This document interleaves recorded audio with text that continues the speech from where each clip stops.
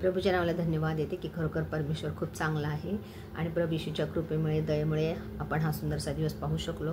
त्याबद्दल मी प्रभूच्या नावाला धन्यवाद देते आणि प्रभू येशूमध्ये तुम्ही सगळेजण आनंदित आहात, आशीर्वादित आहात असा माझा पूर्ण विश्वास आहे आणि प्रभू येशूमध्ये मी तुम्हा प्रत्येकाचं मनापासून स्वागत करते। तर आपण सकाळी या सुंदरशा वेळेबद्दल खरोखर प्रभूला धन्यवाद दिलेला आहे आणि आज आपण परमेश्वराच्या सुंदरशा वचनातून जाणार आहोत। परिस्थिती आपल्या जीवनामध्ये कशी असो पण हे परमेश्वराचं वचन आपल्या जीवनामध्ये कार्य करतं।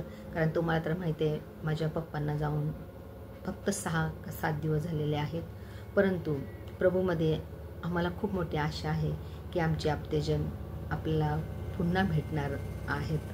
ही परमेश्वराने प्रभू येशूने आपल्याला खूप मोठी आशा दिलेली आहे आणि म्हणून मी प्रभूच्या नावाला धन्यवाद देते की त्या परमेश्वराने आमचं दुःखांचं रूपांतर आनंदात केलं, आमच्या गालावरचे अश्रू त्याने पुसले आणि कारण त्याचं वचन हे आपलं सांत्वन करतं, त्याचं वचन आपल्याला सामर्थ्य देतं, परमेश्वराचं वचन आपल्याला धीर देतं आणि म्हणून पवित्र शास्त्रामध्ये आज आपण प्रीतीबद्दल वाचूया की देवाचं वचन प्रीतीबद्दल काय सांगतं।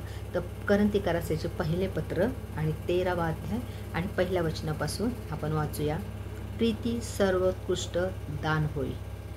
मी माणसाच्या व देवदूताच्या भाषामध्ये बोलत असलो पण माझ्या ठाई प्रीती नसली तर मी वाजणारी थाळी किंवा झंझणारी झांज आहे।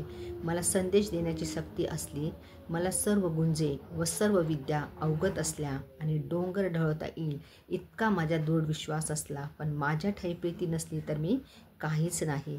मी आपले सर्व धन अन्नदानार्थ दिले व मी आपले जिवंत शरीर जाळण्यासाठी दिले, पण माझ्या ठाई जर प्रीती नसली तर मला काही लाभ नाही। आणि या देवाच्या सुंदरशा वचनाबद्दल धन्यवाद देते की खरोखर परमेश्वराचं वचन हे सत्य आहे आणि आपल्याला ते सांगतं की एखाद्या व्यक्तीच्या जीवनामध्ये जर प्रीती नसेल तर त्याचा काहीच फायदा नाही।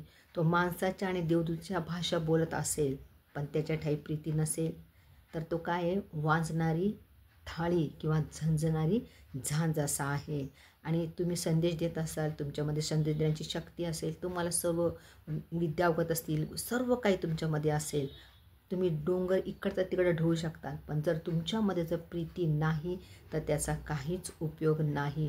तुम्ही सगळं धन दिलं, वाटलं, तुम्ही गोरगरिबांना आपलं जिवंत शरीर तुम्ही जाळण्यासाठी दिलं, पण तुमच्या ठाई जर प्रीती नसेल तर देवाचं वचन सांगतं त्या जीवनाला, त्या व्यक्तीच्या जीवनाला काहीच अर्थ नाही। म्हणून आपल्या जीवनामध्ये एकमेकांमध्ये प्रीती असणं, आपल्या अंतःकरणात प्रीती असणं हे खूप महत्त्वाचं आहे आणि प्रभूच्या नावाला धन्यवाद देते। या देवाच्या वचनाप्रमाणे खरोखर मी म्हणते परमेश्वर बापा आमच्या प्रत्येकाच्या जीवनामध्ये तू कार्य कर आणि तुझ्या ह्या महान प्रीतीनं तू आम्हाला प्रत्येकाला भर। आमेन।